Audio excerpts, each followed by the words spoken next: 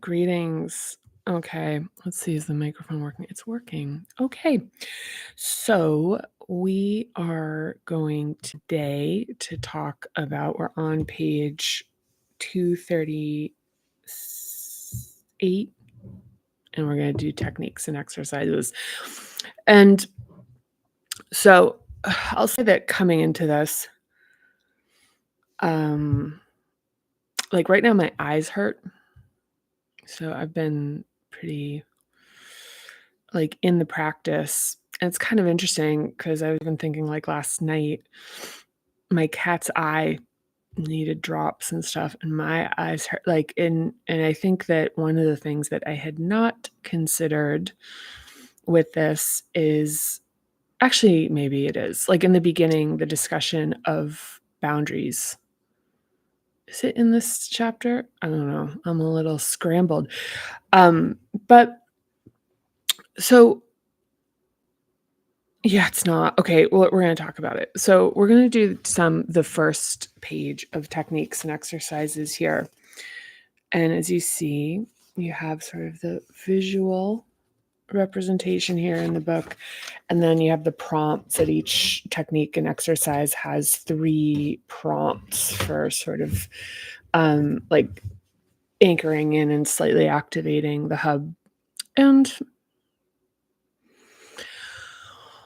I want to talk about, so this is like really about opening up the capacity to see and about that process of seeing things that we have previously, like sort of done, our protections around, which is to, create like distortions and illusions, like the shadows that are used as protections to kind of ferry us through uncertain parts of our lives. And it's still a protection that we can actively use.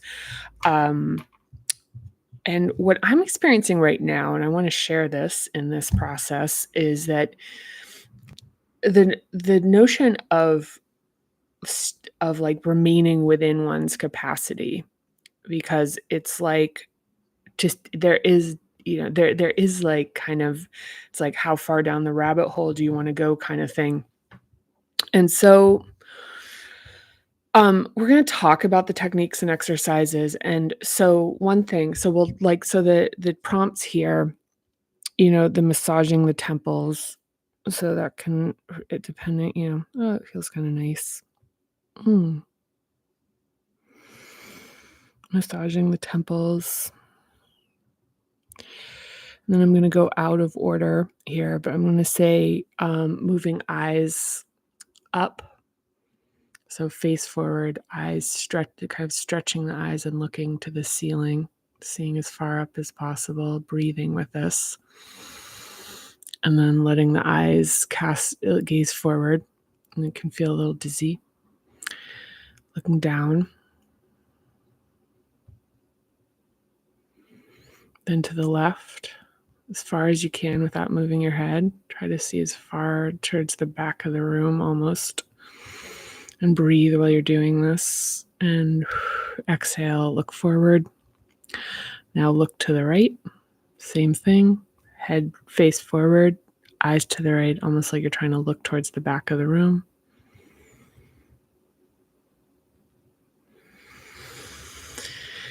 Breathe in and out. Cast your eyes downward. And now, so this is out of order as it shows up in the book, but just a little bit of a light with the 2 fingers tapping on the forehead, maybe even right here on the cheekbones. Gentle, gentle. Breathing inward and exhaling and settling in. So I'm going to do something a little bit soft after I do the reading, because I'm feeling very, I don't know about you, I'm feeling like very bombarded right now. So, and like the sense of overwhelm right now with,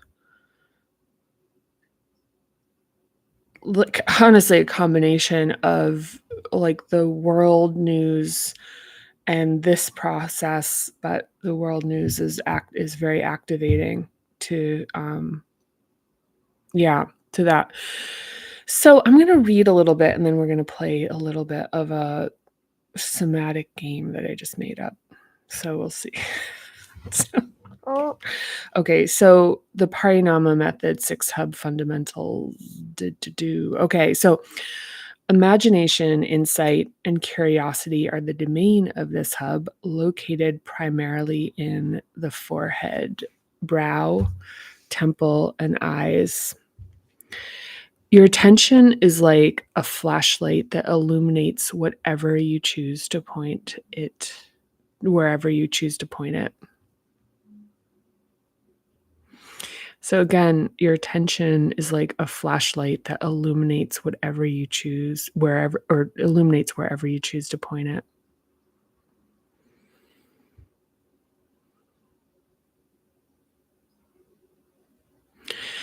And just to like further on that in terms of like what we'll get into here is that it's bringing in the choice. And one thing I want to say to this, actually I have something to say on this, is that when we're breaking out of the tangle, which is that the early circumstances and experiences shape reflexes, the reflexes inform a suite of rationalizations that become beliefs, and that creates what we experience as reality. And then sort of on the return flight, we project that out into the world, and the world responds accordingly, and then it validates the tangle. So we get tighter and tighter and tighter in our sense of what reality is. And in the 6 hub, we start to look and we start to actually, in this process is to see more and see things that can really disrupt the notion of like the beliefs and the rationalizations. And this is not a call to like drive into the fire. This isn't a call to blast your mind open, because it can happen. It can happen too fast. And the thing is like if it's too fast, what will happen is the rationalizations will be strengthened as a protection, because they're protections. They're not sinister, they're protections. So they will do their job, they'll do the thing they've been very good at. So the one, like, I guess the one thing I would say to this is that when we're seeing things that we're not ready to see, that we like really own that. So instead of strengthening a rationalization, just say, this is too much for me right now. This is more than I can handle right now to see this. So, so this is, I'm putting a pin in this. Something that I can't solve, that I can't integrate. But to not reconstruct it so that it serves, like it actually winds up strengthening the very thing that we're trying to soften. It's really challenging. It's very challenging. This is like, the more that, the further I've gone into this in my own practice, the more I look back to, when there was the period of time where I represented this as like, this is something that's super accessible. This is not accessible. This is like, yeah. Mm-hmm. If you're here, you're like, if you're in this, it's really an extraordinary undertaking. And honestly, I would say that for most folks, that there's just this thing where it's like, certainly for me, I wanted to be asleep. I was like, please let me keep having my life. And I was It's like so, yeah, I really liked my life. I liked all my my attachments that were holding me to, like, inauthentic aspects of myself. It was, like, kind of it was empty and somewhat painful, but, like, really comfortable in this, like, extraordinary way. And I think that kind of comfort is one of the first tenets that we're getting into in very early on in Parinama, and it actually exists outside of like, this book. It's in TPM for Beginners. There's some videos that are, like, the static videos that I made in the beginning of the year on the channel, which is really about our relationship with discomfort. Because this is better. I will say this is better. It's more alive. It's more peace, it's more blissy, it's more it's like it's lower to the ground. It's like it really it's like it's hunger. It's not hungry all the time to like, it's like the feeling of like of just constantly like just like needing to be fed. It's like the feeling. It's but it yeah. Yeah. Yeah, whatever. If you're into this kind of thing. For this kind of thing. Oh my god, for now I get it. I get it. I get it.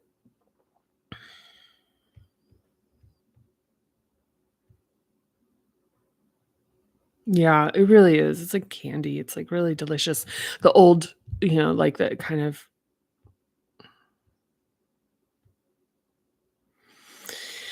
so restoration of this hub involves allowing insights and deeper patterns to reveal themselves to us.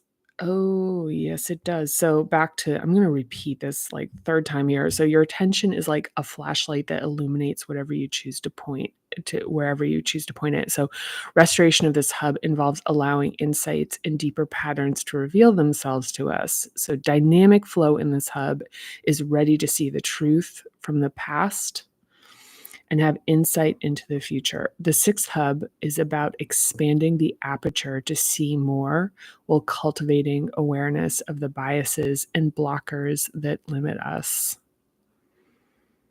Oof, ouchie. Yeah, it's like great. It's kind of like, yeah, it's like fucking really painful too. So E. E. Cummings wrote, "Now that the ears of my ears awake,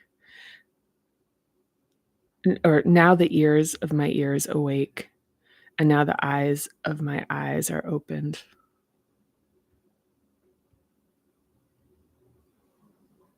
Yeah. Okay, we're gonna do.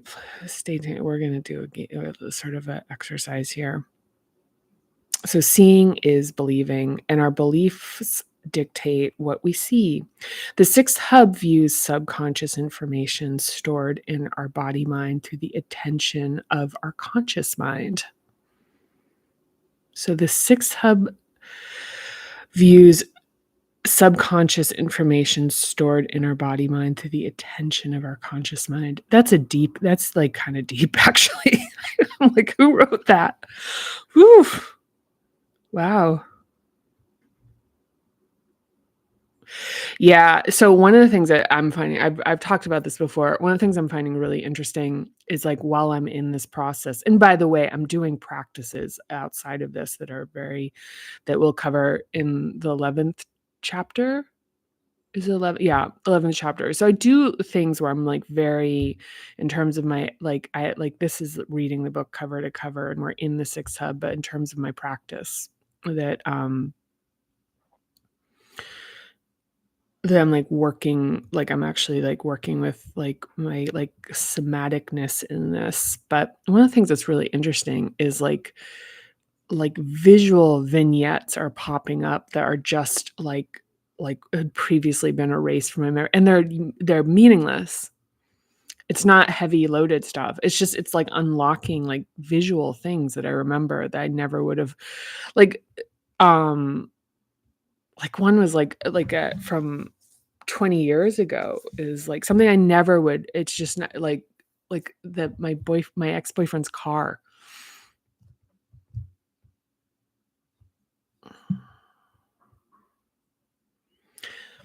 Yeah, and then a little bit about him and kind of, like, some dynamics that are outside of the canon. Like, I don't it's like, I don't know about you, but I have, like, kind of, like, for a given person, I've sort of stored vignettes of, like, memories of, like, seeing them in certain places or certain interactions we had, and so some of the stuff right now is, like, it's like the coloring in where there's, like, more that's just kinda, like, doesn't feel very, like, of necessary importance. It's just an interest it just feels like it's like there's more like another wing of the library got opened up, and now I get to, like, see other stuff that's in there, and it's not, like, like, kind of, like, activating or anything, it's just interesting. It's like, "Oh, yeah. Oh, it's nice." Like, and actually some of it's nice. Some of it's nice. Like, actually, most of it I would say is nice. So in the activation of this, it's bringing forward stuff that isn't just activated. Actually, that's something that's hitting me where it's just pleasant things. Pleasant things. Like that relationship, it's me remembering pleasant things about it. So now that I'm thinking about it, it's not like remembering the sort of placeholder I have about like, "Oh, this is my sort of final judgment." It's like kinda taking me into places where it's like, "Oh, that was nice." Like nice places and nice things and going for a car ride or just the comfort of the person. Yeah, it's nice. So, yeah, it's not all shock and awe. Mm. So, your subconscious is a deep archive of everything that has ever happened to you, both externally and internally. Restoration and further development involve broadening your worldview through a wider perspective via exposure to people, places, and things unfamiliar to you. Yeah, here, here. So the next section is intuition, insight, and imagination. I'm not going to read that today, but yeah, yeah. I mean, I grew up in New Hampshire, and I grew up in New Hampshire and in a really homogenous population. And I was curious. Whenever anybody from, like the exchange students or whatever, blah blah blah. But I will say that the that I understand when there are people from my hometown have very insular views. I understand that that's like how that happens, you know? And I also understand how it creates fear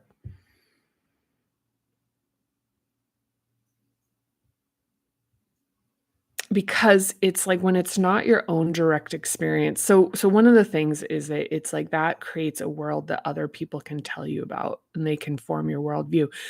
And like right now, here's an example for me personally is that I didn't travel. I used to travel a lot.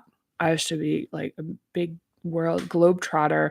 And then through writing the book, through yeah, like mostly, I would say mostly the pandemic. My partner and I had traveled a lot. He was a very like fun person that loved doing stuff. So we are always going places and traveling and on the airplane all the time. And and so the thing that happened was when I wrote the book, I became very, like, in a particular world.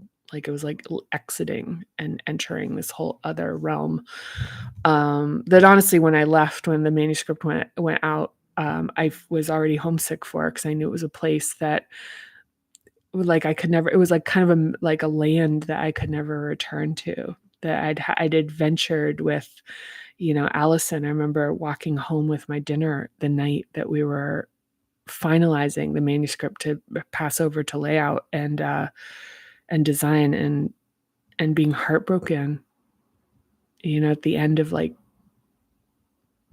and just feeling this like deep sadness of knowing it, like just knowing it's over and knowing that it's a place that I can't return to. Or it's like I probably won't, like that was a place that I went. And but anyway, but so there I was in this world. And so when it came to traveling, so I was supposed to, for like professional stuff, I was supposed to go to Stockholm a few times, to I think Barcelona, other just some domestic stuff, and I didn't.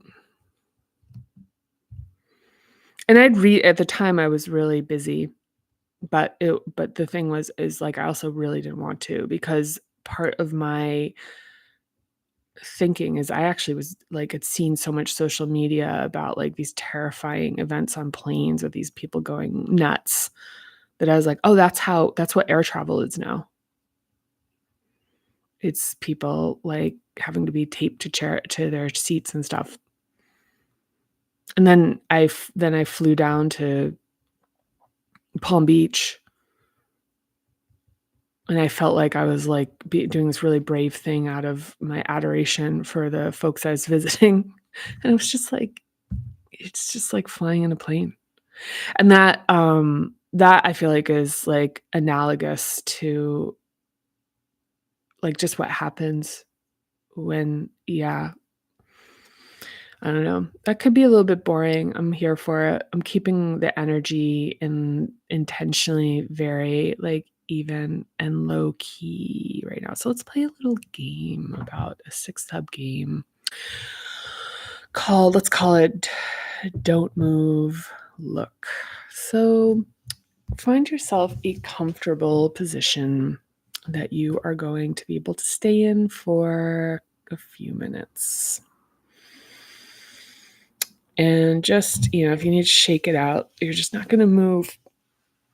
So one of the things is I'm going to call out prompts to look at specific body parts, but we're going to resist the temptation to move them. Sometimes people say, like, look at your shoulder, and all of a sudden it's like feeling the shoulder around, moving it around, or like look at your breath, and all of a sudden it's like, so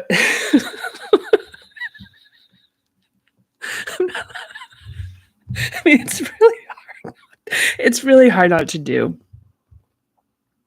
It's really hard not to do to like the flashlight. You shine the flashlight on the thing, and then all of a sudden it's like doing something normal. It's like, like act natural, kind of. So it's like act natural, and you're like, all of a sudden your posture like pops, and you're like, like whatever, that kind of thing. Like it's act natural. This is maybe okay. We're gonna do this called act natural. Act natural. Okay. So, okay. So let's like and this is the purpose of this is like we're looking, but we're drawing our senses inward. So, first, without moving them, bring your attention to your hands. Where are they in contact with anything? Is it the pads of your fingers? Are your hands flush on a surface? Bring your attention into the sensation of where there is contact with whatever surface that they exist on. And just draw your attention. Maybe close your eyes or cast your gaze downward. And just examine to the best of your ability, and even notice if it's really hard without moving to feel your hands. And it's like bringing the attention into like where there is contact, where there's immediate sensation.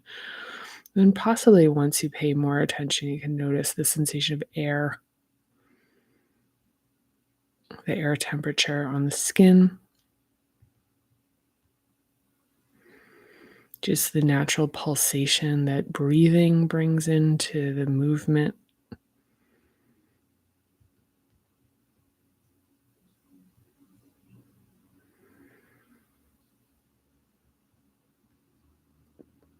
Bring your attention into your palms and just notice the sensation. Is it neutral? Is there any pain? Is there any discomfort, tension? Any thoughts arising? Like, I need a manicure, or any critique, or noticing of anything, any thinking, like, about the appearance. And just think of something really nice about your hands.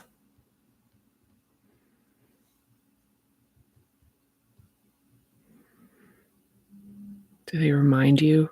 Do they look like somebody's hands that you love in your family?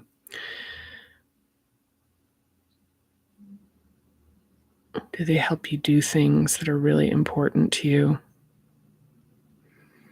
They help you express affection, petting your dog.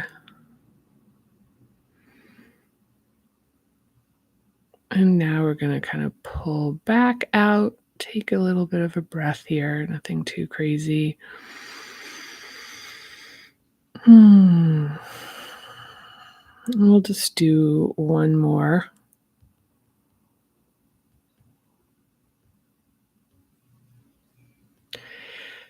Bring your attention to your feet and note without moving them or making any adjustment, and just notice how they just lay and lie and exist without any intervention.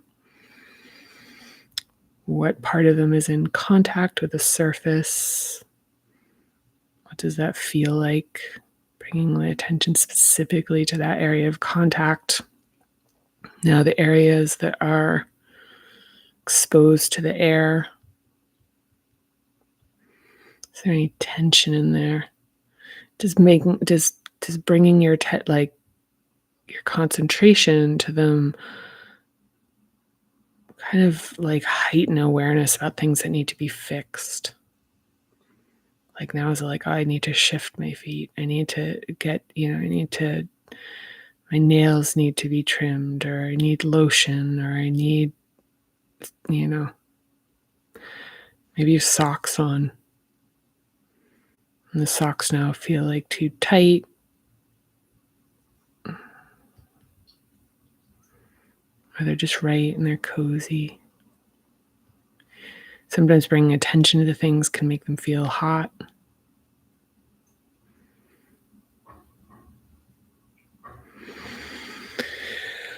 And just take a breath.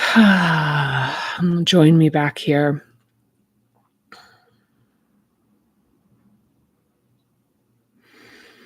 And do that with any other part of your body.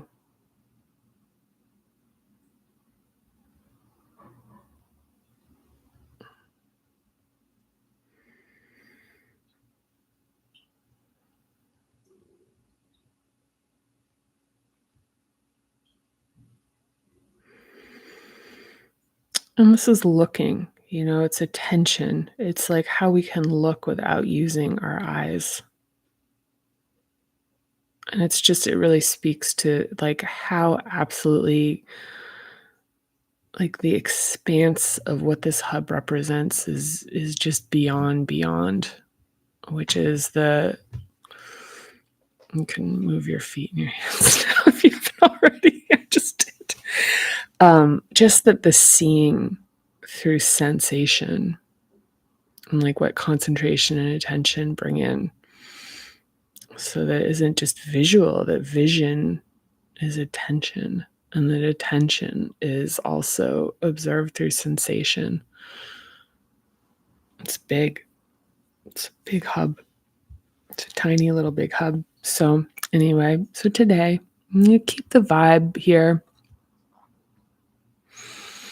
And I'm going to wrap it up. So the next section is intuition, imagination, or intuition, insight, and imagination. And the sections are intuition and imagination, building the library. One is seeing potential. Yeah. Then we get into, these are cool. Decision making. Yeah. Ideation and dreams, curiosity and looking. Yeah, these are fun. We have some exercises we'll do together. This is it gets practical now. Looking forward to this. I will say that I feel like very like this has been pretty potent, surprisingly potent for me, my practice in this hub. And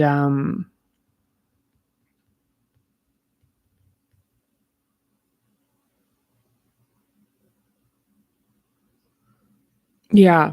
And I'm kind of like I'm looking forward to it, but I'm also like, oh my God.